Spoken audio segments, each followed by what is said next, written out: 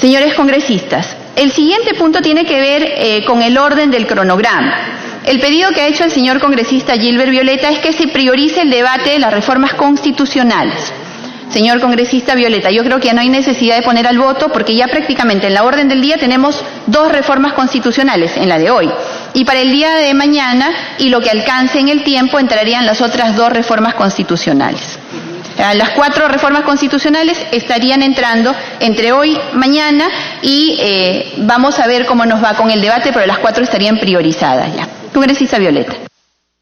Muy breve, presidente. Solamente para señalar que el pedido era en el sentido de que las reformas constitucionales son 8 temas y que la idea sería que de aquí hasta que termine este periodo de legislatura se atienda en estricto lo que es el debate de las reformas constitucionales y que lo que corresponde al debate del Código Electoral quede para agosto o en su defecto se forme un grupo de trabajo que permita analizar el proyecto presentado por el Jurado Nacional de Elecciones.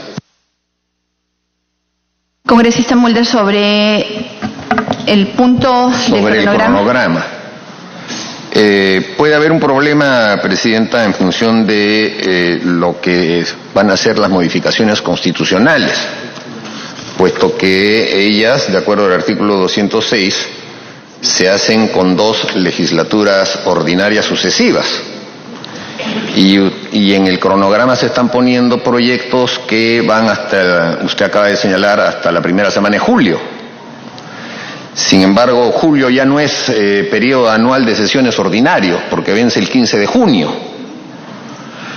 En cuyo caso, la única solución que se me ocurre es o acortamos el cronograma, o en su defecto se coordina con la presidencia para que se prorrogue la legislatura del 15 de junio hasta 28 de julio, si es posible, ¿no? Para dar tiempo justamente del debate, presidente. Gracias, congresista Mulder. Precisamente por eso es que todas las reformas del Poder Ejecutivo, que incluyen las 4 reformas constitucionales, están previstas de abordar como máximo hasta el 19 de junio. Sin embargo, lo que acabamos de aprobar el día de hoy los pone bastante más adelantadas. De hecho, ya tenemos 2 en el cronograma de hoy y estamos adelantando que hay 2 más para la sesión ordinaria inmediata siguiente. Así que creo que su preocupación, que es legítima, ya no tiene espacio en este nuevo calendario que acabamos de aprobar con la inclusión de estos proyectos. Con respecto a lo que dice el congresista Violeta, vamos a estudiar su propuesta y en la siguiente semana podemos tener una nueva contrapropuesta con respecto a las otras leyes. Sí descarto la creación de un grupo de trabajo porque no hemos tenido ninguna buena experiencia con respecto a los grupos de trabajo que se han formado anteriormente y podría retrasar la aprobación que necesitamos que se dé con miras a tener realmente un sistema político que incluya las reformas que deben estar contempladas en las próximas elecciones. Pero veremos de coger de su propuesta lo mejor para poder implementarlo de tal manera que esto sea expeditivo, productivo, como el país necesita de nosotros. Señores congresistas, orden del día. Debate del predictamen del proyecto de ley 4185, presentado por el Poder Ejecutivo, mediante el cual se propone reformar los artículos 100, 113, 114, 133 y 201 de la Constitución Política del Perú con la finalidad de promover la gobernabilidad y fortalecer la democracia. En debate, el predictamen del proyecto de ley 4185. Voy a hacer, señores congresistas, si me permiten, una breve descripción del contenido del dictamen a fin de alentar su debate. En el marco del cronograma aprobado por la Comisión de Constitución en su sesión del 7 de mayo del 2019, iniciamos el día de hoy el debate del predictamen correspondiente al proyecto de ley 4185 que propone reformar diversos artículos de la Constitución Política del Perú. El predictamen que presento y que todos ustedes tienen en sus respectivas carpetas propone modificar los artículos 100, 113, 114, 133 y 201 de la Constitución Política. Con relación al artículo 100, precisa en el primer párrafo lo relativo al límite de la participación de los miembros de la Comisión Permanente, además de la cantidad de votos que ésta requiere para declarar si hay o no hay lugar a la formación de causa como consecuencia de una acusación constitucional. Finalmente, en el último párrafo, se precisa que los términos de la denuncia fiscal y del auto apertorio de instrucción no pueden exceder ni reducir los hechos considerados en la acusación del Congreso. Con relación al artículo 108, respecto del control político sobre los actos normativos del Poder Ejecutivo, se establece que si los decretos legislativos o decretos de urgencia son derogados como consecuencia del control político respecto de los actos normativos del Poder Ejecutivo, los promulga el presidente del Congreso. Asimismo, aquellos que son modificados total o parcialmente. Respecto a la causal de vacancia sobre comprobada incapacidad física o moral permanente establecida en el artículo 113, se plantea que la votación para declararla deberá ser no menor de los 2/3 del número legal de miembros del Congreso, y finalmente se plantea que la incapacidad moral se realice sobre hechos objetivos. Por otro lado, para el caso de suspensión de la presidencia por comprobada incapacidad temporal, establecida en el inciso 1 del artículo 114, esta debe ser declarada por el Congreso de la República con el voto de más de la mitad del número legal de sus miembros. Sobre la cuestión de confianza regulada por el artículo 133, se propone que, si la confianza le es rehusada, ninguno de los miembros del gabinete podrá ejercer el cargo de ministro durante un año. Además, se precisa de que no procede la cuestión de confianza sobre iniciativas legislativas, su resultado u otros actos concretos. Finalmente, con relación al artículo 201, se amplía el periodo del cargo de los miembros del Tribunal Constitucional de 5 a 7 años y se modifica el término vocal por juez. Muchas gracias. Se ofrece el uso de la palabra.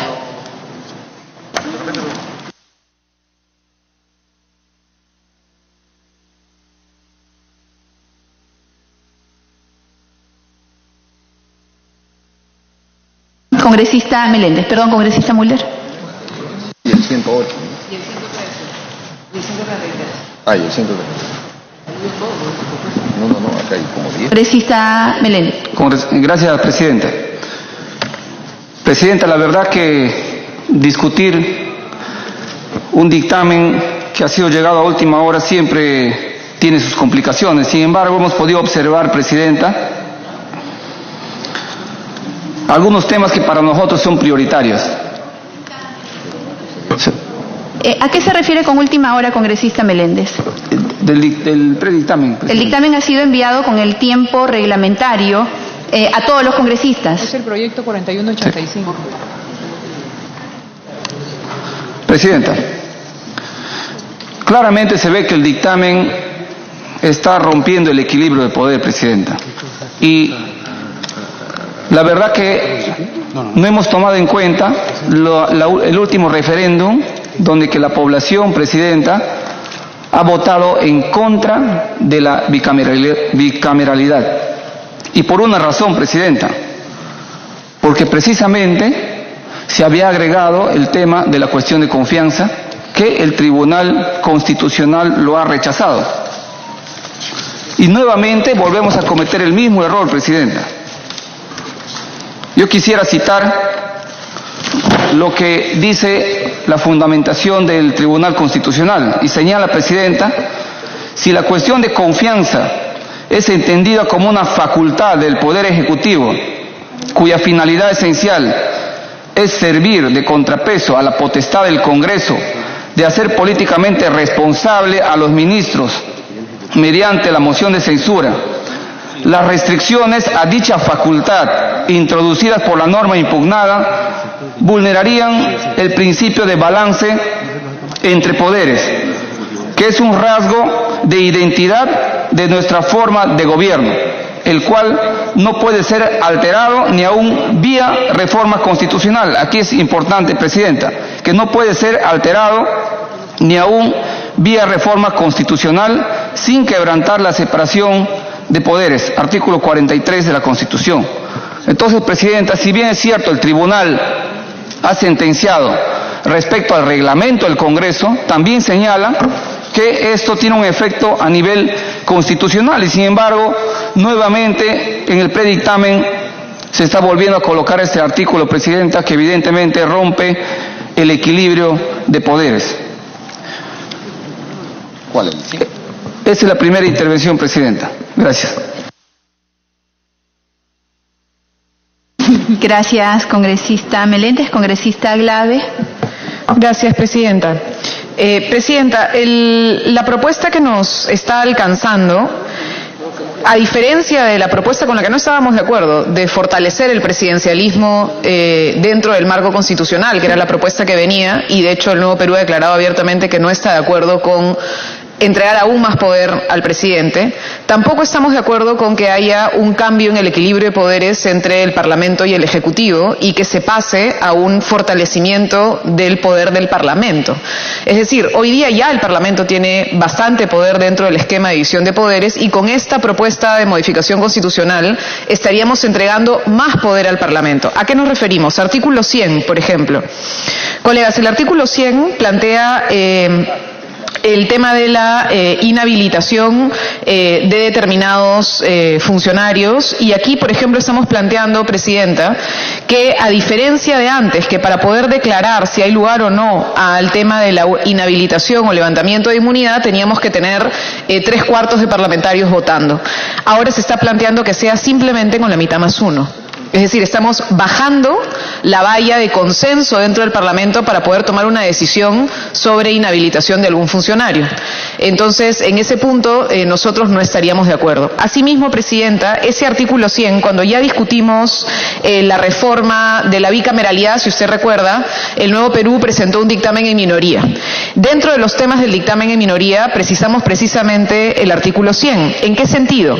En el sentido de la sentencia del Tribunal Constitucional, la sentencia 006-2003, Tribunal Constitucional, que señalaba que en modo alguno puede restringirse la autonomía que corresponde al Ministerio Público en el desenvolvimiento de las funciones que la Constitución le ha conferido en el artículo 159. Menos aún puede aceptarse la limitación de los principios de unidad, exclusividad e independencia de la función jurisdiccional. En razón a ello, planteábamos nosotros que la modificación del artículo 100 lo que debía hacer era eliminar los párrafos 3 y 4, el párrafo tercero y el párrafo quinto, que lo que hacían era restringir la función del Ministerio Público. Acá, Presidenta, la última modificación del artículo 100 que usted plantea, los términos de la denuncia fiscal y del auto apertorio de instrucción no pueden exceder ni reducir los hechos considerados en la acusación del Congreso. Esto, Presidenta, limitaría muchísimo la función del Ministerio Público. Y entonces, hoy día, por ejemplo, ya tenemos un problema que estamos enfrentando, incluso por el caso del señor Inostroza, sobre cuál ha sido el límite o no el límite de lo que el Parlamento aprobó para una acusación contra el señor Inostroza, y estamos enfrentando una discusión sobre si los señores miembros del Consejo Nacional de la Magistratura pueden o no pueden ser, por ejemplo, investigados por organización criminal. Porque el Parlamento tomó una decisión. Si hoy aprobamos esta modificación, Presidenta, estaríamos calificando o colocando mayor poder al Parlamento en un tema que tiene que ver con impunidad. Es decir, que tiene que ver con la capacidad del Ministerio Público para investigar a determinadas personas que tienen una prerrogativa. Y entonces estamos señalando que el Ministerio, imaginémonos que hay nuevos hechos posteriores a una declaración del Parlamento, de la subcomisión y eventualmente del Pleno del Congreso de la República. Hay nuevos elementos, el Ministerio Público no los puede poner porque acá estamos poniendo solamente los hechos considerados en la acusación del Parlamento. Esa es la modificación del último párrafo del artículo 100. Esta modificación, esta línea, nos parece, Presidenta, que es un error y que deberíamos más bien sumarnos a lo que el propio Tribunal Constitucional ya nos ha solicitado, Presidenta. El Tribunal Constitucional ha solicitado al Parlamento hacer una modificación constitucional para modificar el artículo 100, eliminando el quinto párrafo y el tercer párrafo del artículo 100, para fortalecer la capacidad y la autonomía del Ministerio Público. Y en segundo lugar, insistimos en que reducir el quórum, digamos, para la votación, reducir la votación calificada que antes se requería para este tipo de decisiones, también nos parece un error, Presidenta, porque debería ser precisamente un tema de decisión en consenso. Siguiente es el 133. El 133 ya lo debatimos también en el momento en el que hicimos la discusión sobre la bicameralidad. Y como habíamos planteado nosotros, nos parecía que habría que tener cuidado en cómo es que limitamos la posibilidad de la cuestión de confianza. En este caso se está apreciando una frase que dice otros actos concretos. Es decir, no puede presentar el presidente del Consejo de Ministros una cuestión de confianza a la Cámara de Legisladores, dice acá, no procede la cuestión de confianza sobre iniciativas legislativas, esa es una discusión que creo que la mayoría tiene más o menos consenso, pero luego sobre otros actos concretos, así en genérico, es decir, entonces vamos a reducir en ambigüedad la capacidad de la cuestión de confianza. Eso tampoco se puede hacer, colegas, porque también es nuevamente hacer una alteración a los pesos y contrapesos o a la relación de poder que existe entre el legislativo y el ejecutivo. Luego sobre los otros puntos, Presidenta, en realidad hay algunos puntos en los que sí estamos de acuerdo. Estamos de acuerdo en la modificación del 201, también en la del 214 y entiendo que también en la del 208 que estoy ahora confirmando, Presidenta. Gracias. Gracias, congresista Glave. Congresista Violeta. Gracias, Presidenta. Presidenta, yo voy a comenzar por comentar no los artículos a los que usted ha hecho referencia en el predictamen, sino a los artículos que han quedado fuera del predictamen, ¿no? Y me refiero específicamente al artículo 90, al artículo 112, al artículo 115, al artículo 129, al artículo 132. Y quiero hacer alusión a esto por lo siguiente. En el calendario de reformas constitucionales no solamente tenemos estas referidas a fortalecimiento del sistema institucional y al equilibrio de poderes, sino tenemos también el de la bicameralidad, que según el orden viene más adelante.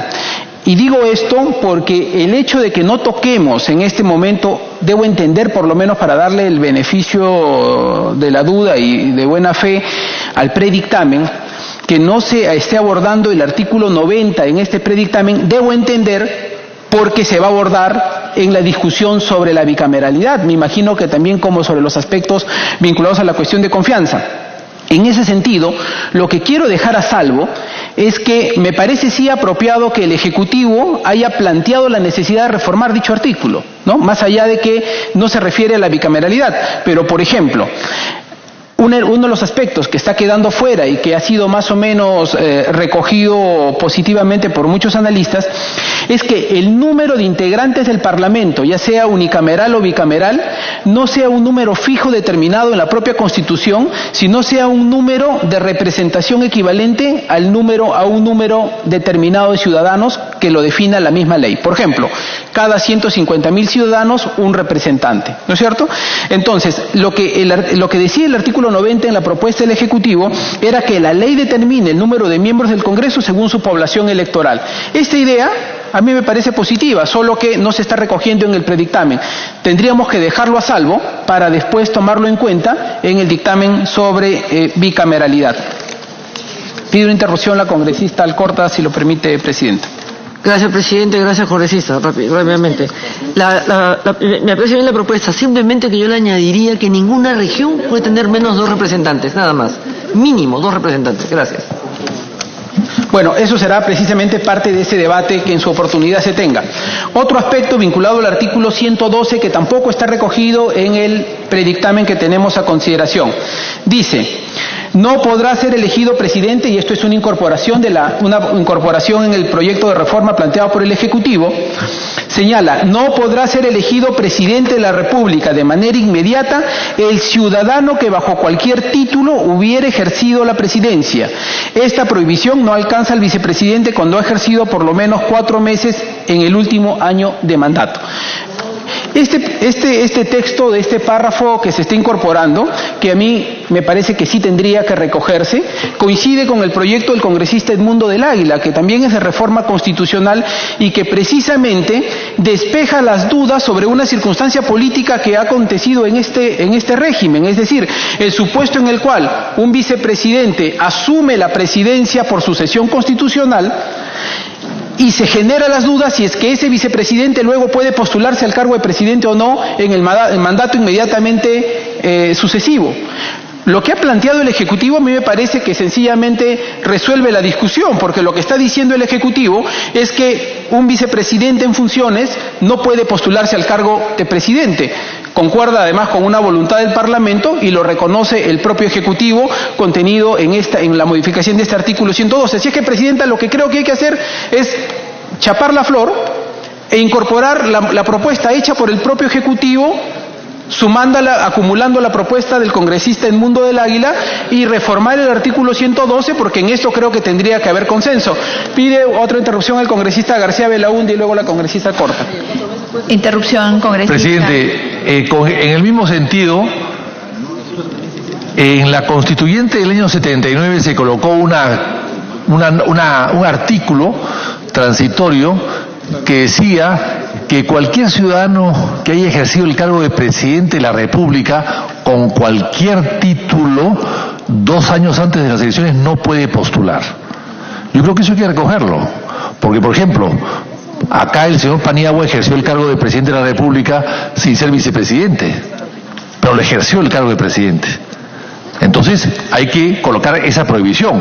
Cualquier ciudadano que en cualquier calidad de vicepresidente o presidente del Congreso o presidente de la Corte Suprema o cualquier sucesión presidencial de la consejería de la Constitución ejerce el cargo, no puede postular. Y yo diría que más de 4 meses. En segundo lugar, lo que también yo pondría, Presidenta, y aprovecho la generosidad del señor Violeta para plantearlo y de repente lo puede incluir en su propuesta, es que volver un poco a la fórmula del siglo XIX. Y disculpe usted, Presidenta, que me remote atrás. Disculpe usted, yo sé que es una arqueología política, pero en fin, es decir, el vicepresidente que ejerce la presidencia de la República ante ausencia, vacancia, renuncia o fallecimiento del presidente y que asume el cargo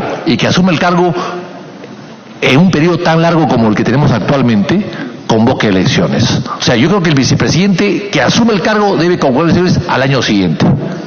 Eso es lo que se debería hacer, porque hemos visto el día de hoy, por ejemplo, algo inédito en el Perú, que un vicepresidente asume el cargo al año y medio de que el presidente se va y tienes casi todo un periodo completo de gobierno. Yo creo que la idea es que el pueblo no elige un vicepresidente para que gobierne, sino para que sea suplente solamente, y la suplencia no puede durar 2, 3 años y medio. Yo creo que ahí hay que colocar una norma que no afecta al actual vicepresidente, por si acaso a los vizcarristas que hay aquí que no se ofendan, ni mucho menos.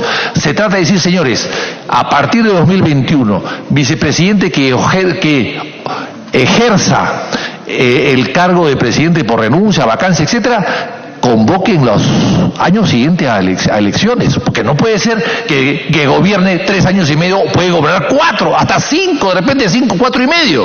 De repente, como pasó al presidente de Brasil, Tancredo Neves, que murió siendo presidente recién elegido.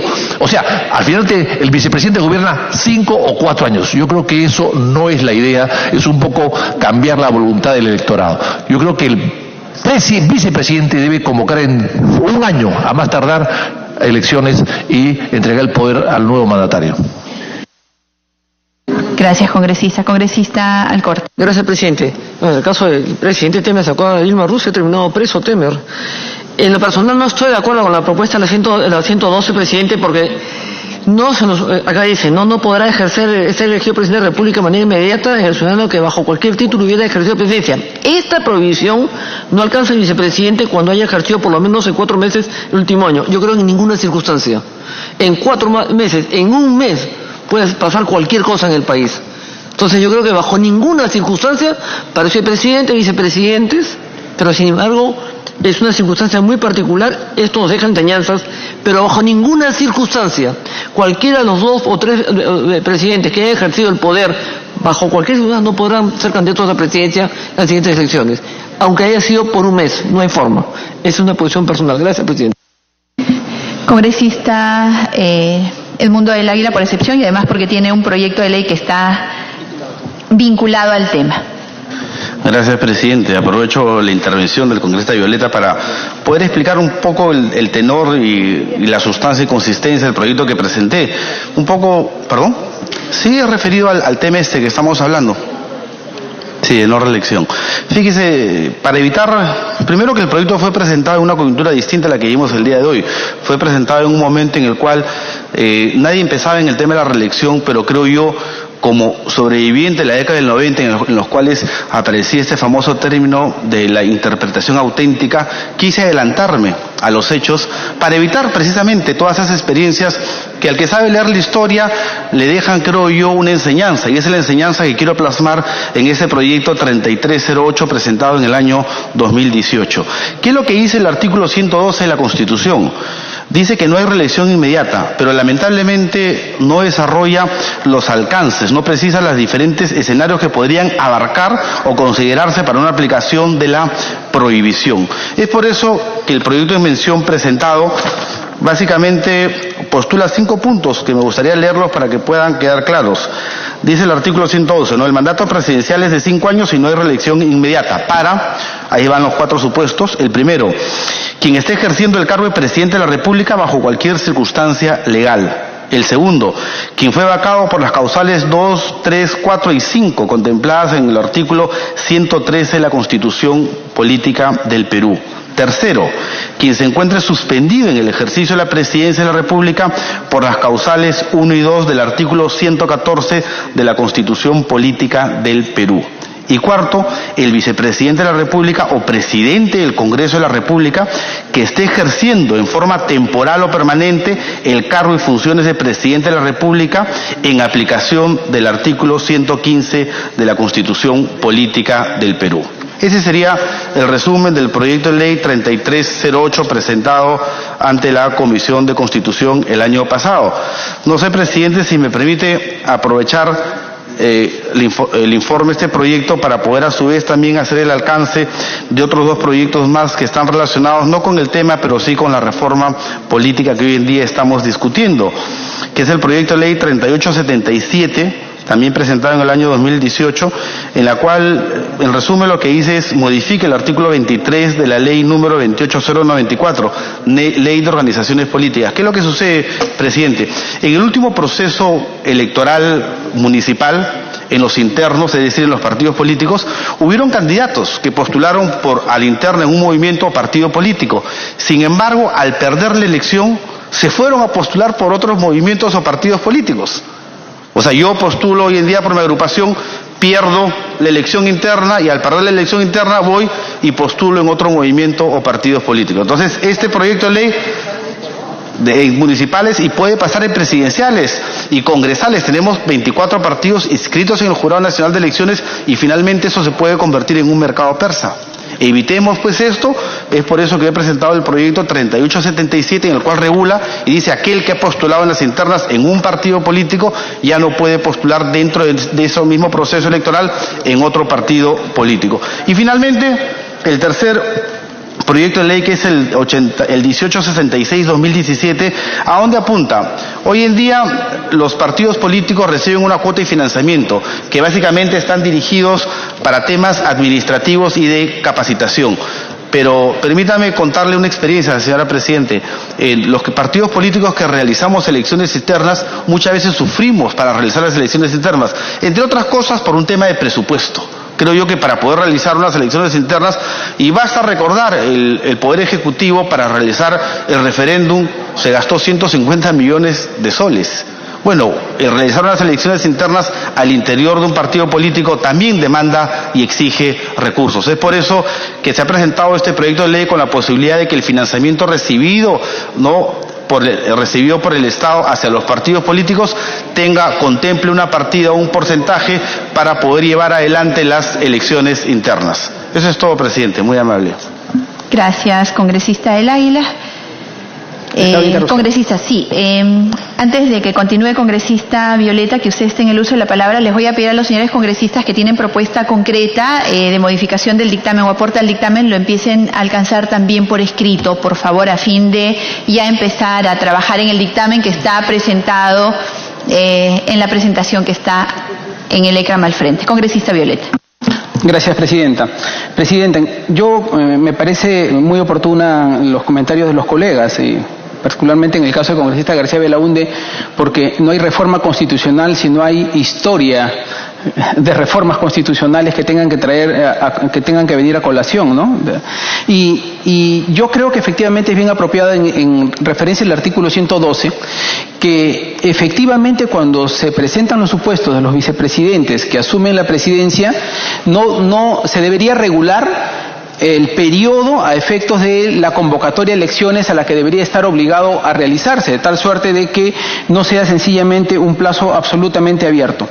Otro aspecto que me parece importante es que se está regulando en el artículo 108 el mecanismo para la insistencia y los mecanismos de control para los decretos de urgencia y los decretos legislativos por mecanismos de control del Parlamento. En consecuencia, el propio Parlamento, cuando hace la modificación, va a tener la facultad de poder promulgar dichos textos. Eso me parece apropiado.